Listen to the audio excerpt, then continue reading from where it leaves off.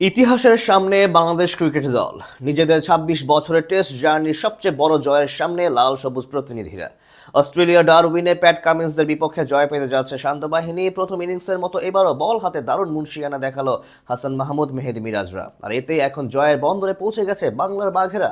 অস্ট্রেলিয়ার মাটিতে বাংলাদেশের এমন পারফরমেন্স নিয়ে বাকিটা থাকছে রিপোর্টে। তাসমান পারে ইতিহাস লেখার দ্বার প্রান্তে বাংলাদেশ। সকালের শুরুটা হয়েছে ঠিক আগের ৩ দিনের মতোই।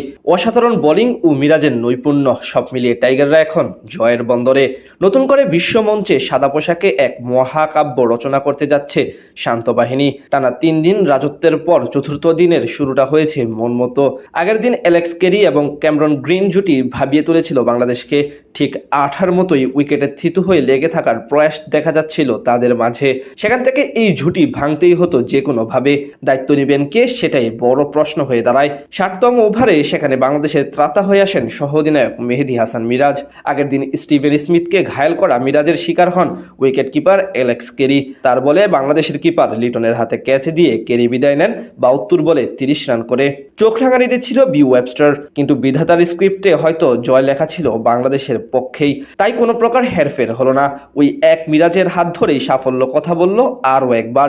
এবার কারো সাহায্য ছাড়াই তুলে নিলেন ৫ রান করা ওয়েবস্টারের উইকেট। এতে জয়ের তরী নোঙর করতে শুরু করে দিয়েছে বাংলাদেশ। জানপ্রাণ দিয়ে নিজ দলের জন্য চেষ্টা করতে থাকেন প্যাট কামিন্স, কিন্তু অজি অধিনায়ককেও সফল হতে দেননি বাংলাদেশের ভাইস ক্যাপ্টেন মিরাজ। তার বলে শর্টলেগ অঞ্চলে থাকা সাদমান ইসলামের হাতে ক্যাচ দেন ৮ রান করা কামিন্স। এতেই ভেঙে যায় অজিদের বাঁধ। এখন ক্যামেরন গ্রিন মজুদ থাকলেও বাংলাদেশ প্রায় জয়ের বন্দরে। আর ৩ উইকেট নিতে পারলেই কাজ সহজ হয়ে যাবে, যেটা দ্বিতীয় সেশনেই আশা করা যায়। এর আগে তানজিদ তামিমের সেঞ্চুরির পর নাজমুল হোসেন শান্তর ৮৪ রান এবং মেহেদী হাসান মিরাজের অর্ধশতকে অস্ট্রেলিয়ার বিপক্ষে নিজেদের প্রথম ইনিংসে ৪২৬ রানের পুঁজি পায় বাংলাদেশ দল। সেখান থেকে ২১০ রানে পিছিয়ে থেকে দ্বিতীয়বার ব্যাট করতে নেমে হাসান মাহমুদের দুর্দান্ত বোলিংয়ের সামনে শুরু থেকেই চাপে ছিল স্বাগতিকরা। বোল্ড হয়ে বিদায় নেন ওপেনার ট্রাভিস হেড এবং জ্যাক ওয়েদারল্ট। থিতু হয়েও তাইজুল ও মিরাজের বলে বিদায় নেন লাবুশেন এবং স্টিভেন স্মিথ।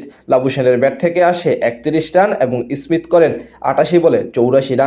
সেখান থেকে অ্যালেক্স কেরি ও ক্যামেরন গ্রিন মিলে হাল ধরেন স্বাগতিকদের।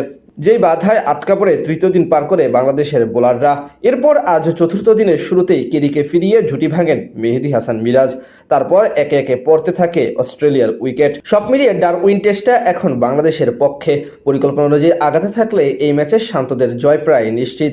অসাধারণ বোলিং ও মিরাজের নৈপুণ্য সব মিলিয়ে টাইগাররা এখন জয়ের বন্দরে। নতুন করে বিশ্বমঞ্চে সাদা পোশাকে এক মহাকাব্য রচনা করতে যাচ্ছে শান্ত বাহিনী।